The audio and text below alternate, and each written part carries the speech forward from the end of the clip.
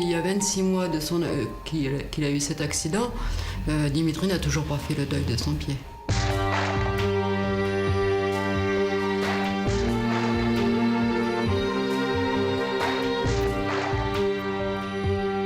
J'ai mon patron qui est pas là pour vivre ça, quoi. Mon patron n'est pas là pour vivre ça, quoi. On se connaît même à peine, quoi, et voilà, quoi.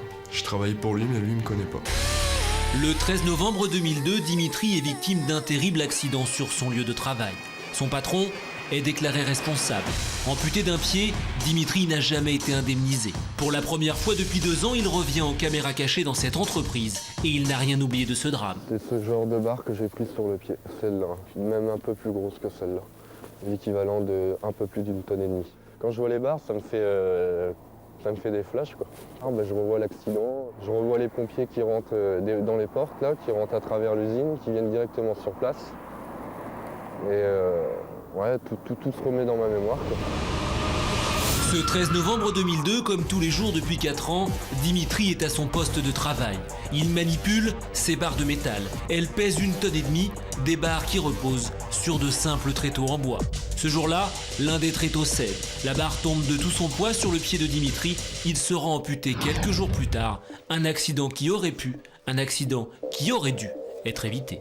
Un mois avant mon accident, j'avais parlé de ce problème de sécurité, comme quoi de façon des tréteaux, et ça n'était pas normal qu'il y ait plusieurs tonnes sur des tréteaux qui étaient ballants à la main, qu'on pouvait bouger à la main. Et on m'a dit qu'on allait prendre mon histoire en compte, qu'il n'y avait pas de problème. C'est jamais remonté au bureau ou un peu plus haut, à un grade un peu plus haut, ce qui fait que jamais ça a été fait.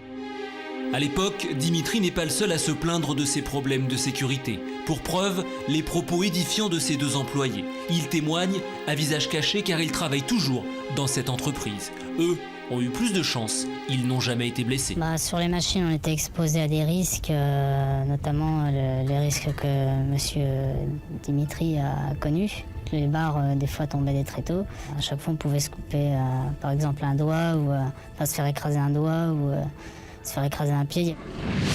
Quand on parle de nos conditions de sécurité et de travail et qu'on passe des notes à nos chefs de service, ces notes viennent à être soit oubliées ou mises de côté jusqu'au moment fatidique. La fatalité, Dimitri n'y croit pas. Il décide de porter plainte. L'inspection du travail ouvre une enquête. Son rapport accable la société. Le PDG est condamné pour faute inexcusable à 6 mois de prison avec sursis et 9 000 € d'amende.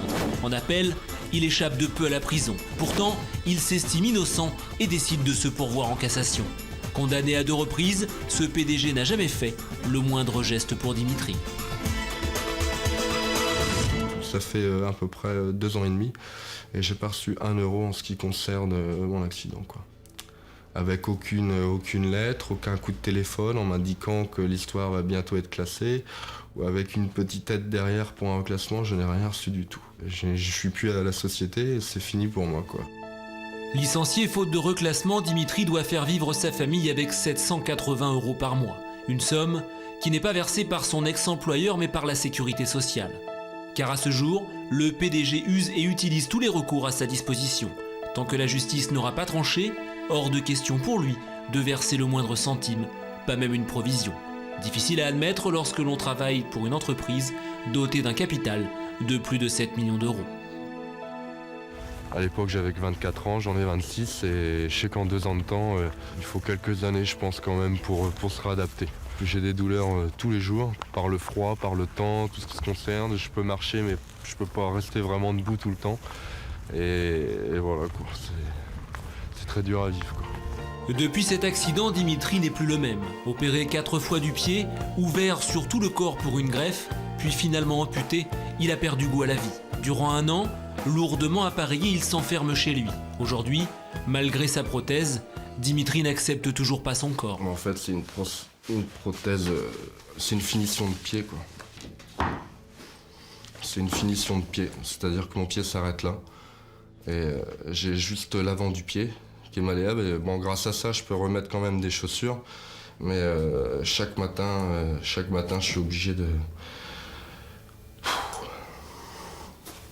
Voilà, quoi. Ça fait bizarre, parce que bon... J'ai du mal à le vivre, même en regardant, c'est pas évident.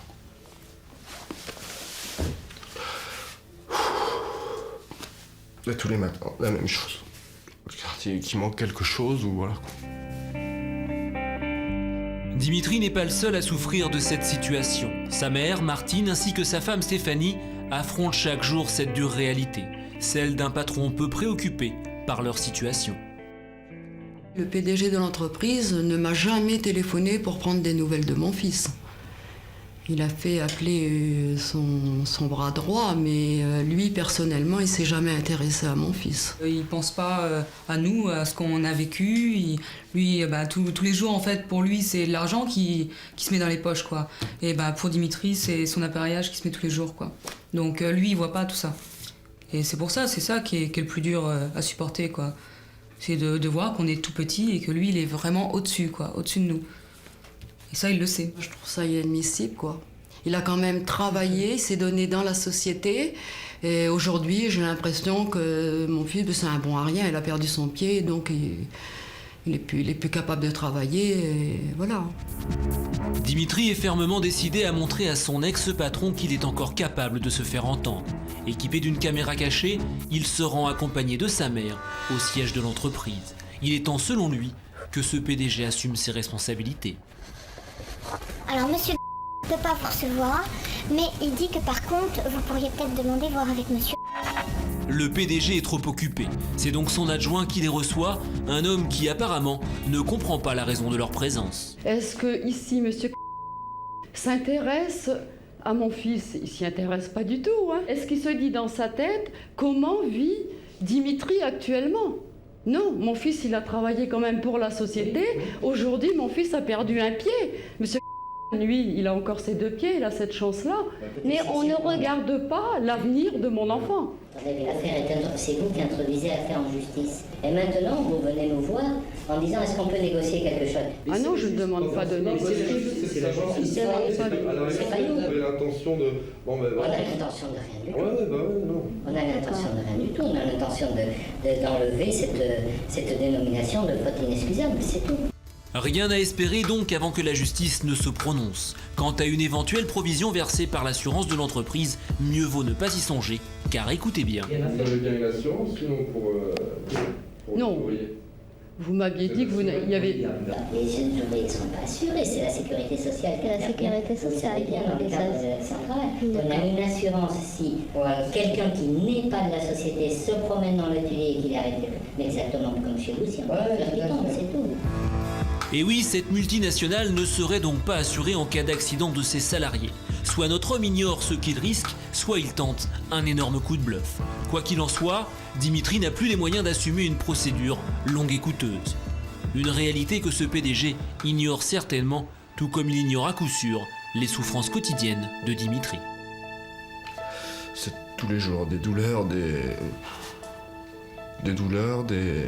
pendant 1 heure, des nettoyages, des petits bains de pied, au quotidien, ça ira tout le temps, quoi, jusqu'à ma mort, quoi, voilà, quoi. Le reportage est signé Sophie Prichodny. Qu'attendez-vous aujourd'hui de cette émission sans aucun doute? Parce que j'attends aujourd'hui, c'est qu'en fait l'histoire soit résolue au plus vite, voir s'il serait possible de toucher ne serait-ce qu'une petite partie, infime autant qu'elle soit, quoi. Je suis au chômage depuis 2 ans. Et vous avez combien de revenus par mois actuellement? Par mois, actuellement, j'ai à peu près 900 euros par mois. Vous ne pouvez plus payer vos avocats? Je ne peux plus, j'arrive à un niveau là où je ne peux plus vraiment payer les avocats. Vu qu'on pousse l'affaire au niveau de la cassation, j'ai pas les moyens de me payer un autre avocat. En fait. Maître de Caumont, quand on a un préjudice comme ce monsieur, qu'on gagne en première instance, qu'on gagne en appel, ça veut dire que, quoi qu'il arrive, tant qu'on ne va pas au bout des procédures, c'est-à-dire la cassation, on ne peut rien toucher. La loi est ainsi faite. La loi est ainsi faite qu'à partir du moment où il y a un recours qui suspend l'exécution de la première décision, il faut effectivement attendre d'avoir la décision définitive pour obtenir l'exécution. Et là-dessus, il n'y a rien à demander, pas de provision, pas d'avance, ça ne se fait pas. La loi ne le permet pas. Donc nous allons essayer de donner plusieurs coups de fil et nous allons bien sûr tout de suite commencer par l'employeur. La régie fait le numéro.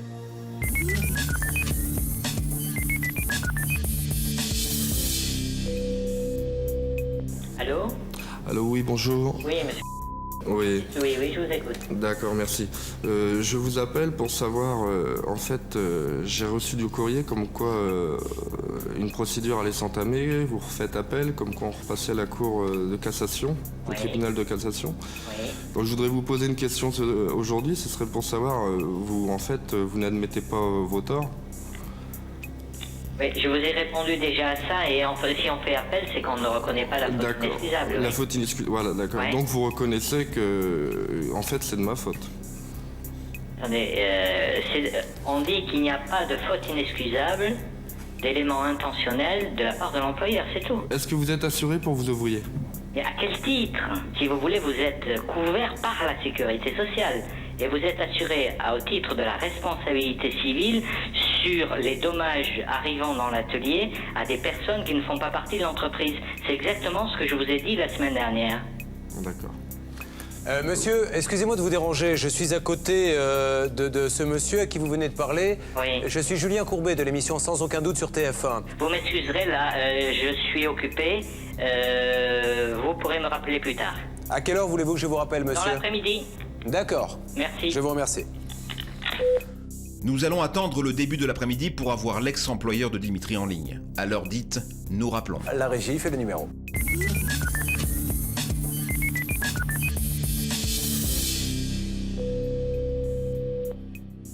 Bonjour. Oui, bonjour, monsieur, s'il vous plaît. De la part de... Monsieur Courbet. Je peux pas vous le passer tout de suite, il est déjà en ligne.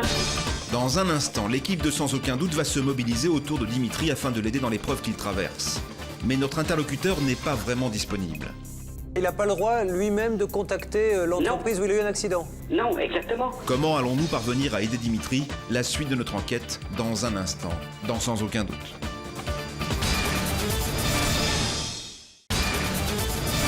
Il y a quelques instants, nous recevions Dimitri accompagné de son amie Stéphanie. Alors qu'il travaillait dans une entreprise de travaux publics, Dimitri a perdu un pied. Il veut aujourd'hui savoir qui va l'aider dans cette épreuve et surtout qui va l'indemniser. En ligne, la secrétaire de son ex-employeur. Bonjour. Oui, bonjour, monsieur, s'il vous plaît. De la part de... Monsieur Courbet. Je peux pas vous le passer tout de suite, il est déjà en ligne. L'ancien employeur de Dimitri est déjà en ligne avec son avocat. C'est ce que nous allons apprendre à l'instant. Il ne désire donc plus nous parler directement, c'est donc l'avocat de l'ex-employeur qui nous rappelle. Allô? Oui, monsieur Courbet. Maître, c'est vous qui nous avez appelé? C'est moi qui vous appelle. D'accord, parfait, maître, je vous écoute. Alors, c'est juste pour vous dire que... Alors, je ne sais pas ce que vous souhaitiez exactement avec monsieur Bort, mais il faut bien comprendre que... Alors, il faudrait que vous disiez à monsieur Bort, parce que je vais écrire à son avocat, qu'il ne peut pas prendre contact avec la société dans la mesure où il a un avocat et que ça doit passer d'avocat à avocat. Et... Il n'a pas le droit lui-même de contacter l'entreprise où il a eu un accident? Non, exactement. C'est la règle. Ça, maître, si vous pouvez me ressortir l'article de loi qui dit ça m'intéresse. Je peux pas vous dire, mais... Vous pouvez peut-être vous renseigner, je sais pas aujourd'hui, pas tout de suite, mais peut-être renseignez-vous parce que ça m'intéresse vraiment. Bon, bah écoutez, je vais appeler l'ordre pour leur demander... D'accord. Alors donc, non, nous maître, simplement, ce monsieur essaie de contacter la société pour une raison suivante, c'est qu'aujourd'hui ce monsieur n'a pas touché un seul centime. Mais oui, mais attendez, il a engagé une procédure pour cela. Alors, s'il décide d'arrêter complètement la procédure, c'est ça je crois qu'on peut le faire, et disant, voilà, on arrête tous les procès, qu'est-ce que propose la société? Bon, mais ce que je comprends pas, c'est que normalement il doit toucher une rente d'invalidité. Oui, de combien? De 700 € tous les 3 mois. 700 € tous les 3 mois. Et donc il ne peut plus travailler puisqu'il n'a plus qu'un seul pied. Oui, bon, mais... Et il a été licencié, puisque comme il n'avait plus de pied, il n'y avait pas de... Pardon? Il doit être travailleur handicapé, reconnu par la Cotorep. Non, je ne passe pas par la Cotorep, non. Pour l'instant, il n'est pas Cotorep. Non. Et pourquoi il n'a pas demandé le bénéfice de la Cotorep? J'ai demandé pour avoir un bénéfice et j'ai été refusé. Deux fois appel. Deux fois appel et on a été refusé parce que je n'arrivais pas à un taux assez élevé au niveau de l'invalidité, à 17%. Voilà. Ouais. Et ce que comprend pas ce monsieur, c'est qu'il a, je vous le dis clairement, il a un peu l'impression qu'on se fout un petit peu de son cas, si vous me permettez de parler trivialement, licencié, 2 fois condamné pour faute inexcusable, et pas un centime, pas un coup de fil, comment peut-on vous aider? Nous, on va en cassation. Enfin, écoutez, attendez, bon, je veux bien qu'on cherche des poux dans la tête de l'entreprise, mais monsieur Bort n'a pas fait de démarche non plus avant, par l'intermédiaire de son avocat, pour dire qu'il voulait un arrangement amiable. Au pénal, on ne peut pas obtenir d'argent. C'est simplement une condamnation de l'entreprise et à une amende éventuellement. Mais pas de dommages d'intérêt. D'accord. Ça, après, c'est devant le tribunal des affaires de sécurité sociale. Tout à fait. Que les intérêts civils sont examinés. Alors, maintenant, ça, maître, j'ai très bien compris votre position, elle est très claire et je la comprends. Maintenant, est-ce que l'entreprise, à un moment ou à un autre, a décidé de donner un coup de main ou peut donner un coup de main financier, je ne sais pas, à ce jeune homme? Écoutez, ça n'a jamais été mis sur ce plan-là jusqu'à maintenant. Justement, voilà, nous le mettons sur ce plan-là. Bon, on est dans une situation qui est différente, dans la mesure où effectivement M. Bort a des problèmes financiers, et souhaite, ce que nous ne savions pas jusqu'à maintenant, souhaiterait avoir un arrangement plus rapide, mais à ce moment-là, il ne bénéficierait pas de la faute inexcusable, de la rente majorée par la caisse. Ah mais ça il peut pas, c'est pas possible. Comment? Ça dépend après de l'offre que vous faites, hein. Oui, non mais bon, tout dépend aussi des montants qui sont proposés. Oui. Tout est là. Mais si jamais il gagne en cassation, cette rente majorée, est-ce que ça va avoir des conséquences financières sur l'entreprise? C'est-à-dire que dans le cadre de la faute inexcusable, la rente majorée, c'est impayé par l'entreprise. En fait, oui, la caisse se retourne vers l'entreprise pour le paiement de cette faute inexcusable, la rente majorée. Bien, maître, en tout cas, merci 1000 fois pour votre gentillesse et la clarté de vos propos. Et puis, je vous laisse prendre contact avec le conseil de monsieur. Certainement. Merci, maître. Au revoir.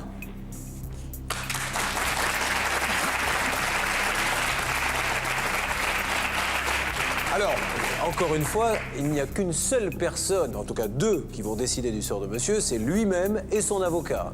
En aucun cas, nous-mêmes, nous ne mènerons quelque procédure que ce soit, c'est son avocat et seulement son avocat qui le fera. Néanmoins, si l'on généralise, on oublie le cas de monsieur. Pour un client, un nouveau client, maître Michel, est-ce que vous conseilleriez de laisser tomber la faute inexcusable pour une transaction financière ou se dire il vaut mieux, même quitte à aller en cassation, garder la faute inexcusable? Je veux dire, à partir du moment où on a de grandes chances, ce qui est le cas, que la faute inexcusable aille jusqu'au bout, rien ne vaut une rente doublée. Parce que jamais la société ne lui donnera autant que le capital constitutif d'une rente doublée pour toute sa vie. Ce qui veut dire que s'il y a une aggravation, je ne le souhaite pas, mais si demain, dans 5 ans, dans 10 ans, c'est plus grave, la sécurité sociale augmentera et la rente doublera là-dessus aussi. Tandis que si on lui donne une somme, c'est terminé. Madame, vous êtes la maman de ce jeune homme, vous avez entendu tout ça. Qu'est-ce qu'aujourd'hui, au vu de tout ce qui a été dit, quel est votre sentiment, vous? Moi, là, pour le dernier débat, moi, je pense que, je laisse le choix. Mon fils va avoir 27 ans dans un mois. Mais moi, à sa place, j'irai jusqu'au bout. Monsieur, votre avocat va vous conseiller, vous allez prendre tout le temps, vous allez l'appeler, parler avec lui, mais comme ça, a priori? Je pense, je vais voir ça avec mon avocat. D'accord, c'est ce qu'il y a de plus sage, monsieur, et ça sera le mot de la fin. Prendre trop de... En tout cas, voilà, on a essayé ça me dégage un peu plus l'esprit, je vois à peu près où j'en suis, et ça m'aide un peu dans mes démarches. Eh bien, tant mieux, monsieur. Alors, attention, on reste à côté de vous, hein. Ne vous inquiétez pas. Merci, mademoiselle. D'ailleurs, pour le sourire, ça me fait plaisir. Merci à tous les deux. On vous raccompagne.